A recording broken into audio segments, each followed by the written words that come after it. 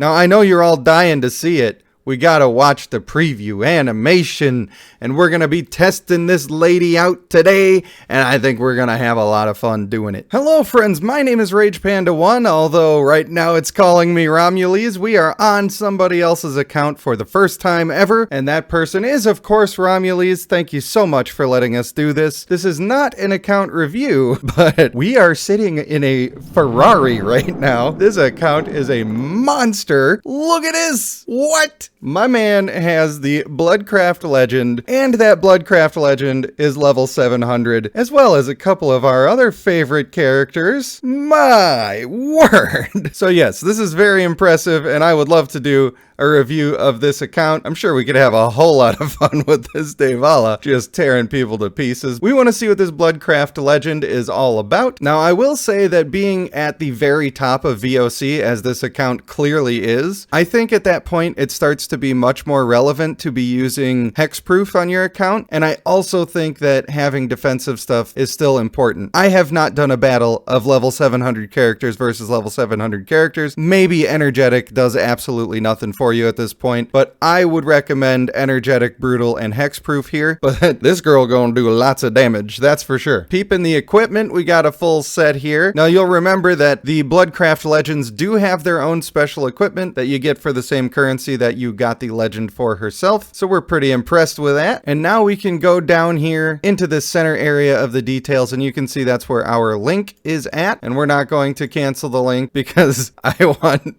to be respectful of the account, and I want to be able to have these privileges more often. So I would assume that that means that it is this fine young lady here. So let's bring ourselves back together with what is actually going on with this character. Now, of course, when I was talking about traits, Resilient and Hulking are both standard on this champion. You cannot change those off, but that's fine because those are both decent traits to be having in the first place. Our passive skill. When we enter the battlefield, white feathers will start to fall from above. All enemies touched by the feathers will have their attack speed reduced by 27%. Now, these feathers continue to fall from what I've seen in other videos. We're going to verify that here. And attack speed reduction is essentially equivalent to energy gain reduction for the purposes of DPS characters who are not taking a bunch of damage. It's not going to slow them down if they're taking hits that much, but it's going to keep them from getting their normal attacks out and getting energy that way. So that's a great skill to have just as a passive. And then we can also reduce skill damage taken and further reduce energy gain rate. So if I was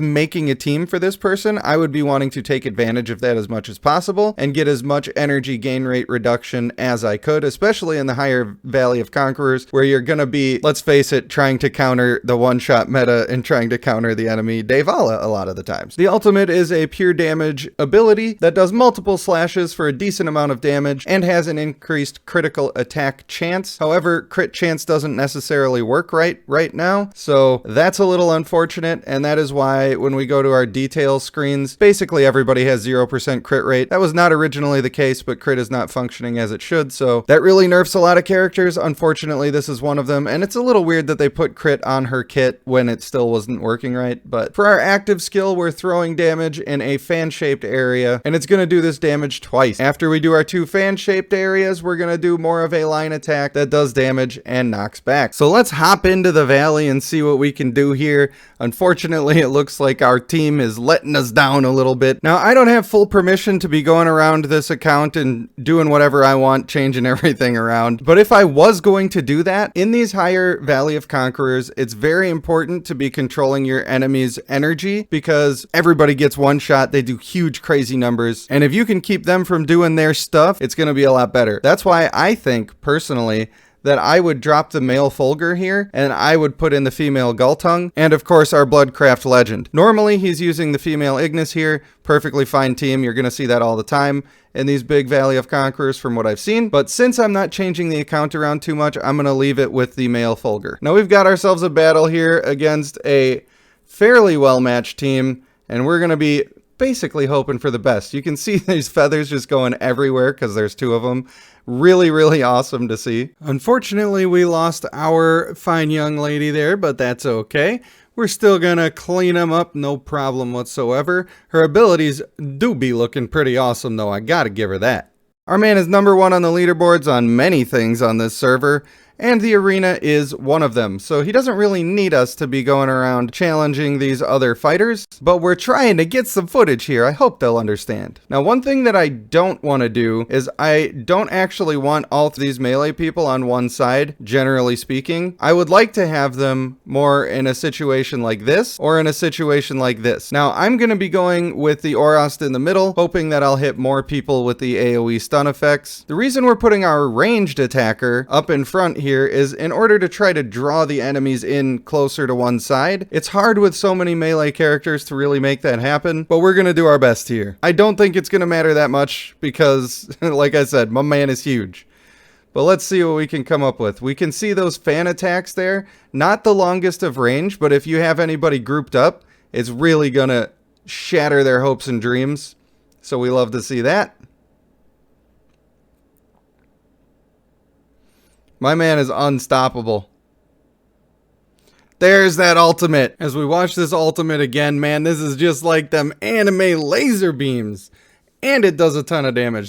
That looks so cool. This fight's going to be a little bit closer. If anybody's getting stunned, I don't want it to be the person I'm trying to film, so I'm just going to swap her over to the other side. And there's also a bit of a worry with this Nas character. If we go with the big clump of characters here, he's going to fling all of our characters back, so I'm going to intentionally spread out a little bit, and I think that's going to help us out here.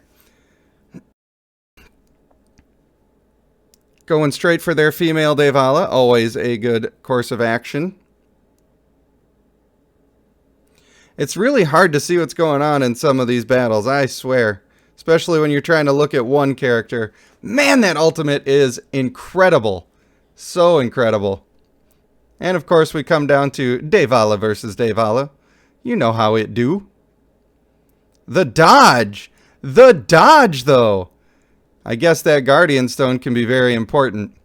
Very good job, Romulus. You pulled it out. Now, I don't want to be picking on Remus here, because it's not that fair of a fight, but I am trying to get footage, and Remus is number 2 on the leaderboard, so it's the least mean to pick on him, I would say. I do have a couple of issues with this team comp, if I'm being honest with you, just because it's so hard to control where I want the enemy to go with the team that we're using right now, and because we could be making the most of some of our skills better if we were able to group the enemies up. I'm going to try putting her closer to the front for this one.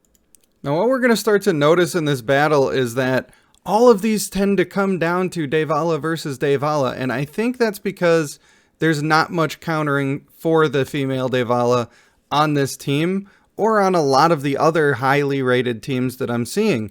And I feel like if they worked harder to counter that female Devala that's definitely on the enemy team, they would find themselves winning faster and more often, and in places like Valley of Conquerors, that's going to save you going back and waiting for your people to respawn after you die or whatever.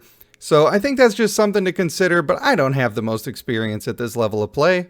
Man, when the numbers get huge, you can really see that the difference between 25 million and 50 million is not even that much. So she does seem to be doing quite a bit of damage here, but obviously the star of the show is the female Devala, and I have to give props to the male Fulgur as well. He is absolutely crushing it.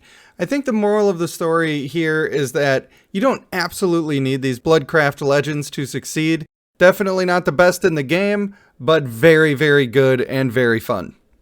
So I hope that gives you a clue of what she does and what she's about. I really would focus on grouping up enemies if you are using her, although she's great even without that. This particular one is dying kind of fast. I think that's because we need to get energetic on here. There's a lot of hits that she would have survived very easily with that. And lastly, doing energy control teams, I think, is a huge thing. In these endgame battles, I'm seeing female Devala, female Lionstone, male Fulgur, female Ignis in just about every team. And I think that part of the reason for that is because the ascension of 3 of those characters you can start working on from the beginning of the game, and the ascension of the female Devala is something that everybody else sees as mandatory. I don't think it's necessarily because those are the best teams, and I do think that you can counter these good teams by focusing more especially on energy control. Even if you're not interested in putting a male Yevnayan on your team, I do think the combination of the Bloodcraft legend, the female Naga, the female Gultung, and the male White Eyes would really go a long way to shutting down your enemies. Since so many of them are using the female Lion Stone, I do feel like the male White Eyes gains a lot of value, and then all that energy control, of course, keeps them from ever getting to their ults, or at least not as quickly. So I would really like to thank Romules again for letting us test this out. He's given me experience in how to actually get into other people's accounts, given me experience with a character that I had no other way of testing, and allowing me to share it with all of you. So we should all be saying thank you, Romules, in the comments below. This guy's an absolute legend. I just can't believe how strong his account is. It's like, it is definitely something to strive for,